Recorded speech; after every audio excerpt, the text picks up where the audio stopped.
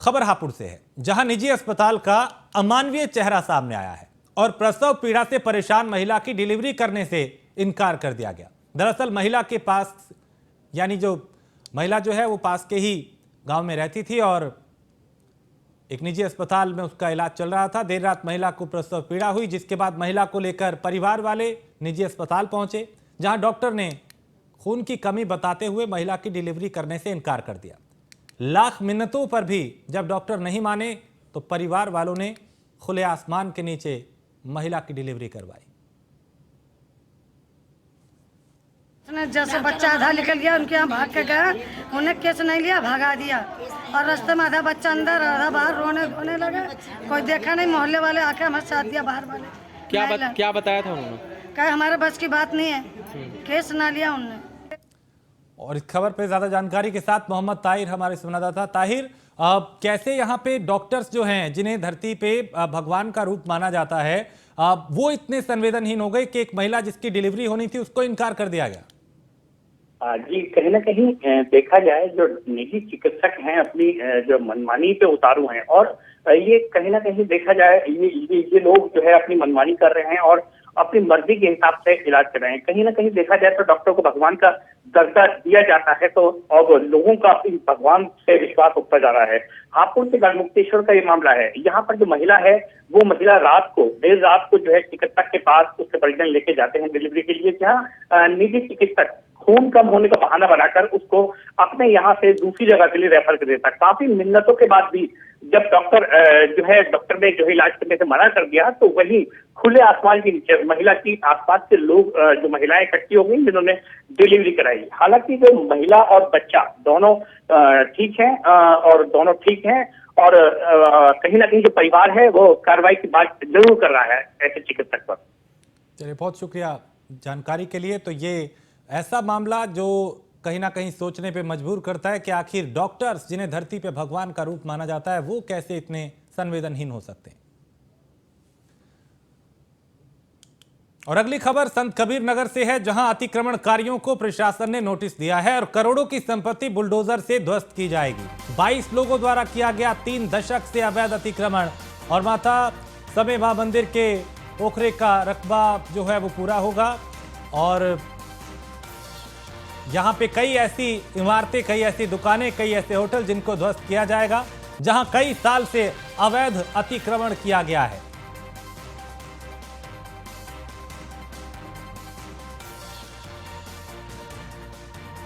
तो कई बड़ी इमारतें यहां पे बनाई गई सरकारी जमीन पर।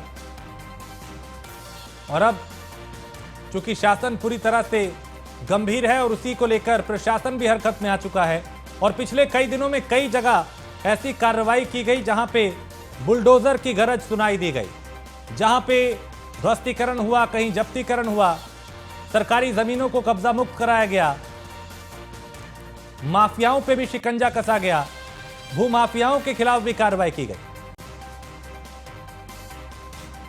और इस खबर पे ज्यादा जानकारी के साथ मिथिलेश कुमार हमारे संवाददाता संत कबीर नगर से। मिथिलेश, प्रशासन पूरी तरह से एक्टिव अवैध अतिक्रमण के खिलाफ?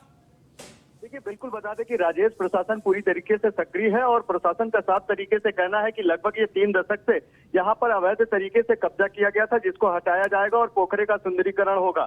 अब कहीं ना कहीं 3 दशक बाद ये पोखरे का यहाँ पर एक नया रूप लेने वाला है और प्रशासन की स्वीकृति मिल गई है, जिसके बाद शासन की स्वीकृति मिल गई है, जिसके बाद प्रशासन एक्टिव नजर आ रहा है। जी राजेश, बहुत शुक्रिया जानकारी के लिए। तो यहाँ कई साल से जो अवैध अतिक्रमण किया गया था, अब उसके खिलाफ कार्रवाई करने की तैयारी है। 22 लोगों द्वारा किया गया 3 दशक से अवैध अतिक्रमण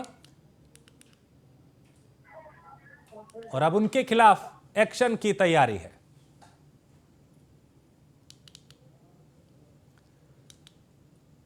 औरैया की एसपी चारू निगम का अजीब अंदाज सामने आया, जहां भेष बदल के जिले की पुलिस को उन्होंने परखा और वेशभूषा बदल के पुलिस से मदद मांगी। एक युवक के साथ बाइक से एसपी निकली और एसपी चारू निगम ने खुद डायल 112 को फोन किया।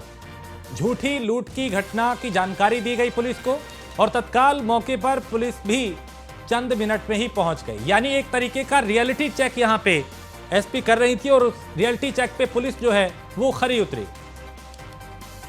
तो एसपी चारू निगम ने खुद डायल 112 को फोन किया और झूठ की जो लूट है उसकी एक झूठी जानकारी दी, ताकि ये पता चल पाए कि अगर किसी के साथ लूट होती है तो फिर पुलिस कितने वक्त में घटना स्थल पे पहुंचती है। और यहां चंद मिनटों में पुलिस भी मौके पर पहुंच गई और एएसपी चारू निगम का ये अजब गजब अंदाज सामने आया।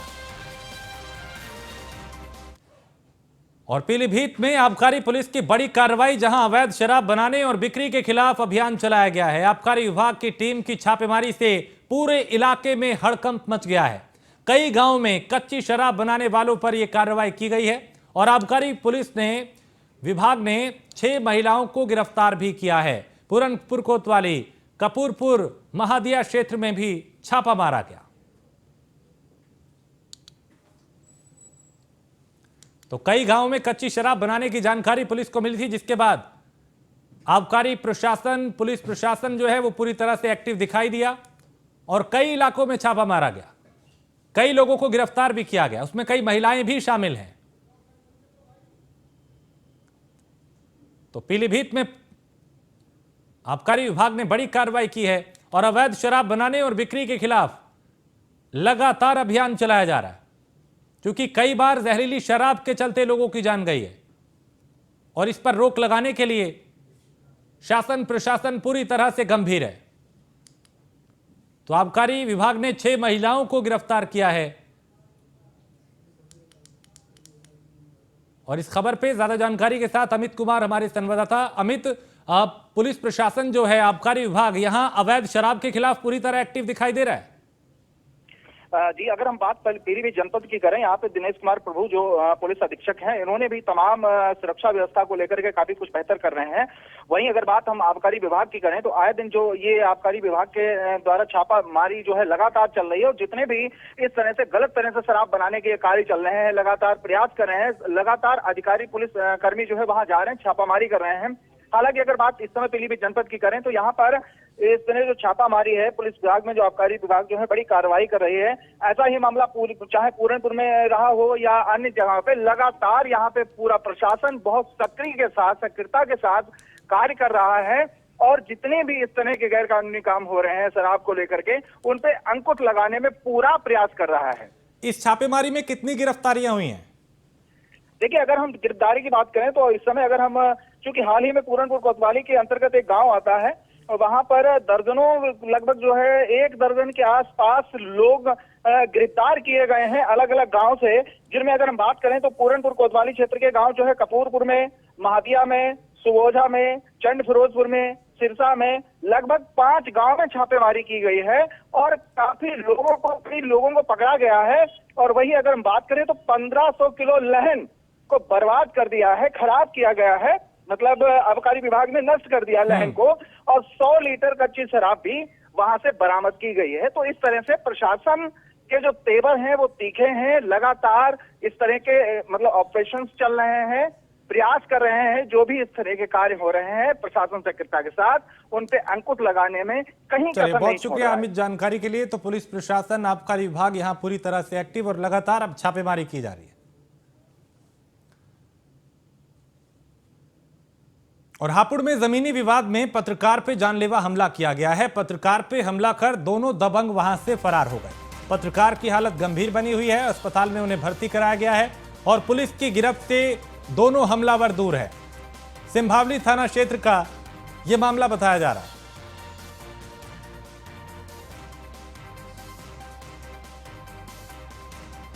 तो पुलिस की गिरफ्त से दोनों हमलावर फिलहाल बाहर हैं, तलाश उनकी लगातार की जा रही है।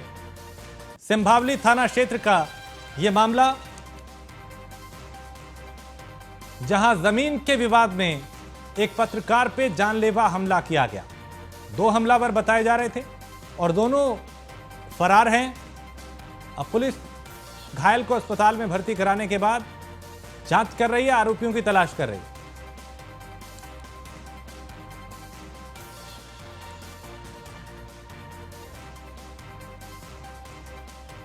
तो सिंभावली थाना क्षेत्र का यह मामला, जहां गुंडे इतने बेखौफ कि उन्हें ना पुलिस का डर है, ना प्रशासन का, ना कानून का, और अक्सर जमीन के विवाद इतने बढ़ जाते हैं कि खूनी संघर्ष में तब्दील हो जाते हैं।